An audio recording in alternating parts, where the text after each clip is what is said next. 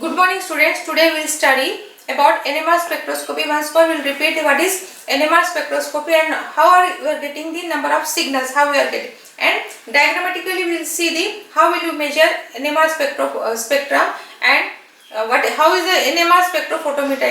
NMR is measured in NMR spectrophotometer. So how is the arrangement of NMR spectrophotometer instrumentation, and also we will see how the number of signals depends upon the number of protons, depend upon how many types of nucleus are there, how many types of hydrogen atoms are there in that molecule. Depending upon that number of signals we are getting. So we will see all this here in this class.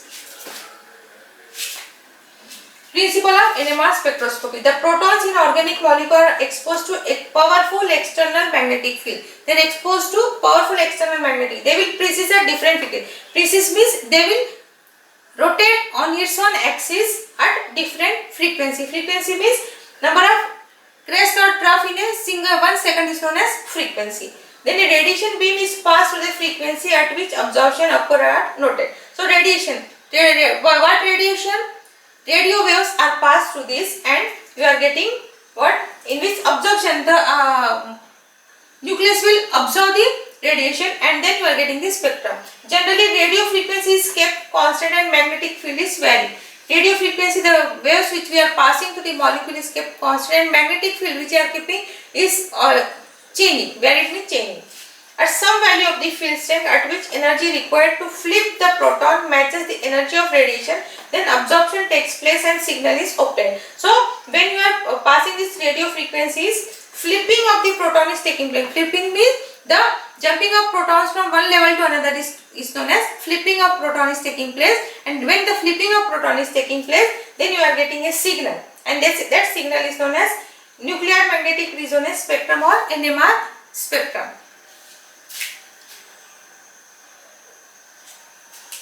Nuclear magnetic resonance spectrophotometer. This is the instrument to measure the NMR spectrophotometer is there. Here we are seeing. So here the sample is kept in this test tube. The sample of which NMR spectrum is to be determined is kept in this tube. Sample means the compound is dissolved in a suitable solvent, and then what are the qualities of solvent? We will see in the next class. But a suitable solvent in which it is dissolving completely, then that solvent is used, and that solution is kept here in this test tube, and on the sides there is magnet. So in the definition we have studied, they are applied with magnetic field. So these are both sides, there are magnets are there, sample is there, and so radio frequency is passed through this tube. Then what happens? The sample will absorb the radio frequency waves, and the flipping of proton is taking place, and due to flipping of protons you are getting a spectrum. Once more, so this is the NMR spectrophotometer. Here you can find out you can get the NMR spectrum. The sample is kept in this tube, and this on the side there is a magnetic arrangement is there.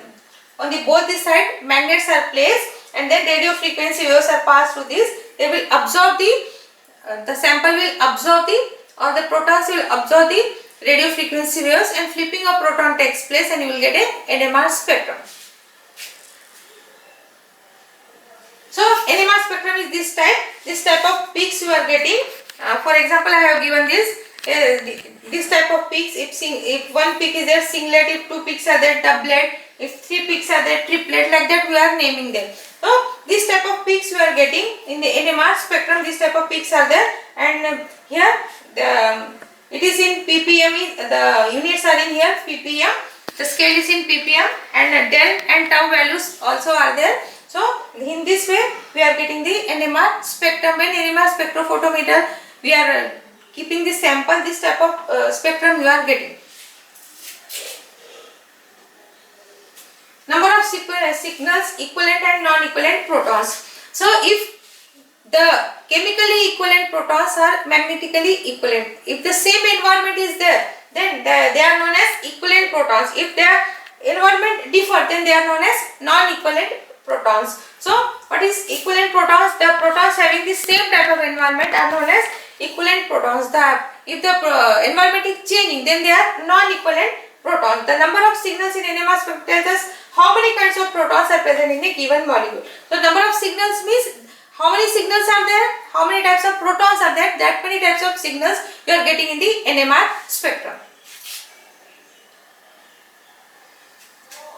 How to determine number of peaks in NMR? The number of peaks shown by a compound in NMR depends on the presence of magnetically non-equivalent protons in the compound. Means how many types of non-equivalent protons are there? Equivalent protons, equivalent, how many groups of non-equivalent protons are there, that many peaks you are getting. So in order to predict NMR spectra, we should count protons with different environment. So what we should do? We should count the protons with different environment, and that is known as that many types of peaks we are getting. So example 1, here we got one signal. So see, this is the methane molecule, carbon is there, both 4 hydrogens are there, 4 are having same environment.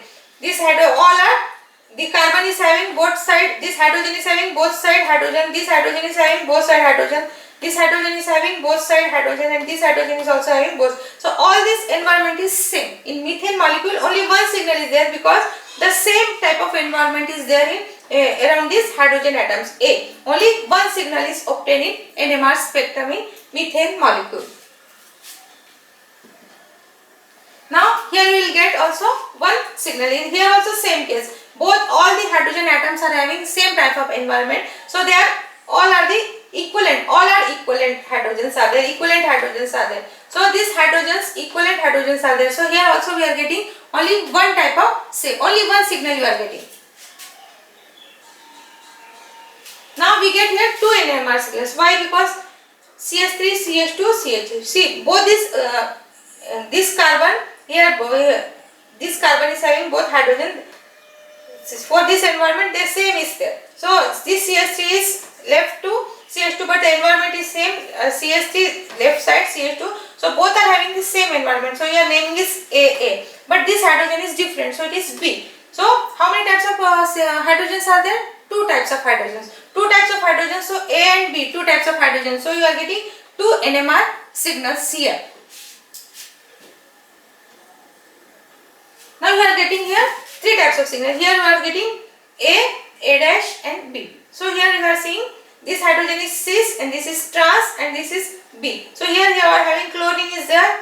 In this hydrogen, one side hydrogen, other side another hydrogen. For this hydrogen, one side hydrogen and one side chlorine. So three types of hydrogens are present. So your signals are three. So A dash and B. So three types of hydrogens are there, and also the signals are three. Here we are having three signals.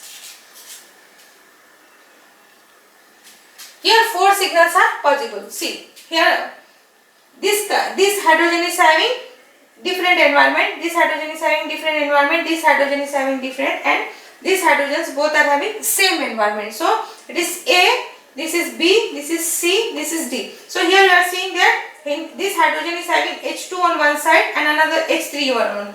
This hydrogen is having H3 on one side, Ha on one side, and this hydrogen is having H2 on this side, it is having nothing. So four types of hydrogens are there. So we are getting four signals in this example. Here six signals are possible. You are seeing A for this hydrogen A, for this hydrogen B, for this hydrogen C, for this hydrogen D, E, F. So six types of signals you are getting here. Six signals are possible in this 3-bromo, 4-chloro, 3-methyl pentane. So we are getting here six type of signals are possible in this example. When we see we are seeing that on different side we are all the hydrogens are different. So they are getting six signals in this example.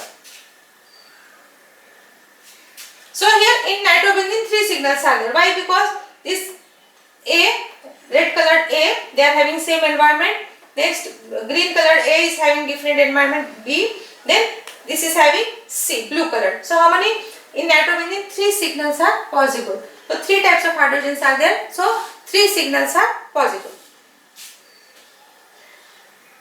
So here examples are there. In ethyl bromide, two types of hydrogen. So two NMR signal. In ethanol, three types of signal. So three NMR. In acetaldehyde, two types of hydrogen, two NMR. In 1,2-dibromoethane, same, both are having bromine on this side, both are hydrogens are same, so only one NMR signal. In ethyl acetate, three NMR signal A, B and C. Three types of hydrogens are there. Three signal in toluene. Toluene here having two NMR signals.